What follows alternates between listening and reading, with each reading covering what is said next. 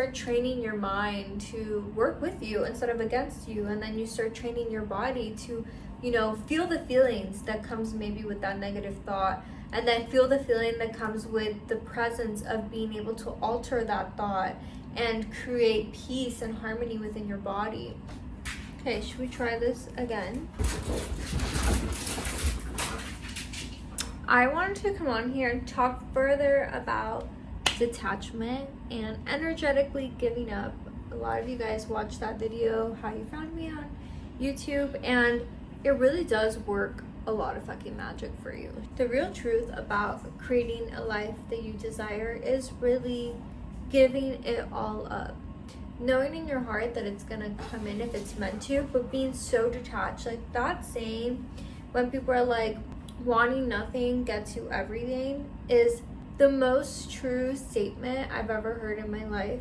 And it's been proven to me, especially this year, because I've gotten to a point where I just gave up on a lot of the things that I wanted, whether it was a relationship, a certain amount of money a month, or a certain house, or whatever it is. When you become so obsessed with what you want to create in life, you block that blessing. And I know I have my previous videos talk about this, but I can't stress it enough because it really is so true. Like, it's been proven to me over and over again how much obsession blocks your desires, how much desire blocks your desire. You really have to just be in the energy of like, I have everything that I need, God has everything that I want, like everything that I want is already here because I am God, I am a part of God, I am made from God, and just go on about your daily life.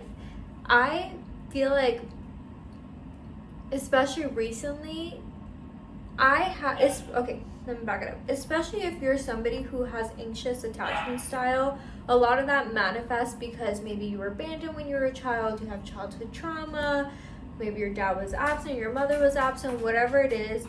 When you have a lot of childhood trauma when it comes to your parents being absent, you most likely have created an anxious attachment style. And this not only reflects in your relationships, but it also reflects with the relationship with yourself and the relationship with God.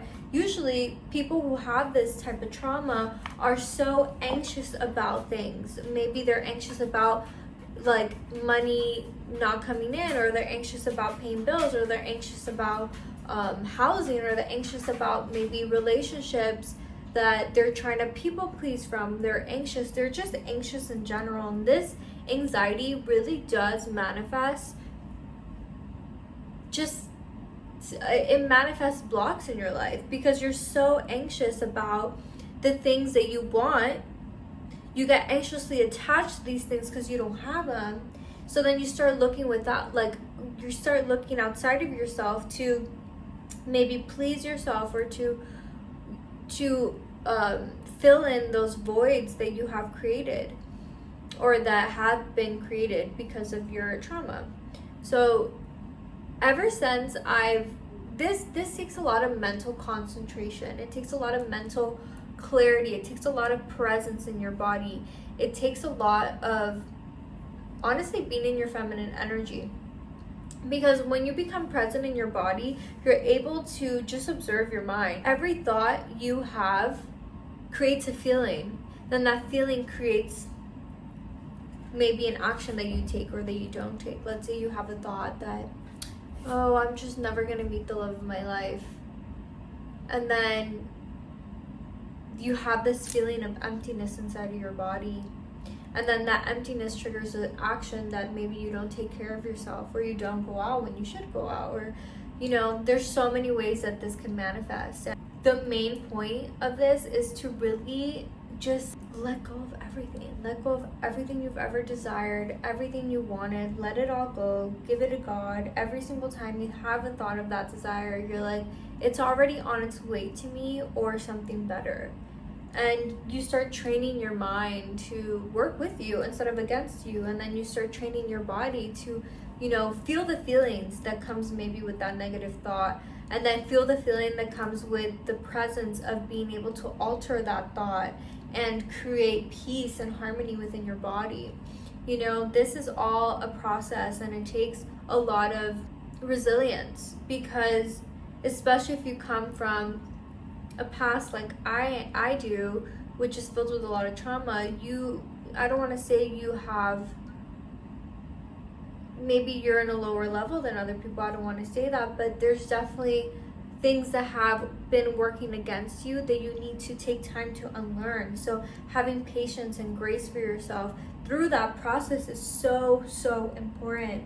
And then having the grace to just fucking surrender, you know. And I feel like sometimes our human mind, you know, needs to like have, I mean, at least for me, like I'm very particular and I like structure and I like plans, and sometimes it's not, the steps are not 1 2 3 4, especially when it comes to surrender. It may look so different for everybody. You know, for me, what helps me surrender is just really making peace with the worst case scenario, the worst outcome that could come from it, and then praying for the best, and then just giving it to God and keep on repeating that step every single time I want to anxiously control something.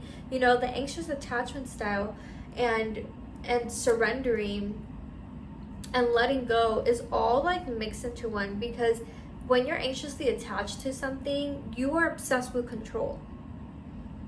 You're obsessed with controlling your life. You're obsessed with controlling the narrative. You're obsessed with controlling how people perceive you. You're obsessed with controlling relationships. You're obsessed with controlling everything around you. So how much can you surrender and let go of that control? It's a process. Every day is like a process. Every day is a new way of just finding ways to surrender. You know, I think like a year ago or 2 years ago, I would go to the park a lot. And now I've come to the point in my life where I'm able just to do it mentally. Like I don't need to, it doesn't take over my life anymore like how it used to. I genuinely had to remove myself from like anything artificial and had to go into earth to really ground myself. Now I'm able to ground myself in a building if I needed to and calm my mind. You know, but that took practice. I had to do the previous steps of going to nature and sitting outside and being outside and, you know, learning how that could turn me back into my present moment. How much presence can you anchor in to just observe your mind? And, you know, maybe you get a thought, but you get a thought that maybe creates a negative feeling in your body, but you're observing that thought. You're not reacting to that thought. You know, that's very important. So when you observe that thought, observe the emotions that come up and that are felt in the body. Like that is so important, because if you don't feel these emotions thoroughly that are triggered from a thought, you're not going to be able to surrender how you want to. You're not going to be able to surrender how you're meant to surrender. The more you release and the more you let go, the more you receive. I hope this helped you. Remember to drink spring water from a glass container only. Your water intake is very important. What kind of water you're drinking for your mental state, what kind of foods you're eating for your mental health. And then just take it day by day and keep on releasing. Release. Oh, you got a desire? Okay, great. If that's meant for me, it will be here. If not, goodbye. Especially if you have an addictive personality like I do, it runs in my family. You have this really obsessive way of living. So the more you can release the obsession, the more you can release this desire to control, the more you just receive. And it's true. I've seen it in my life, so hope this helped you.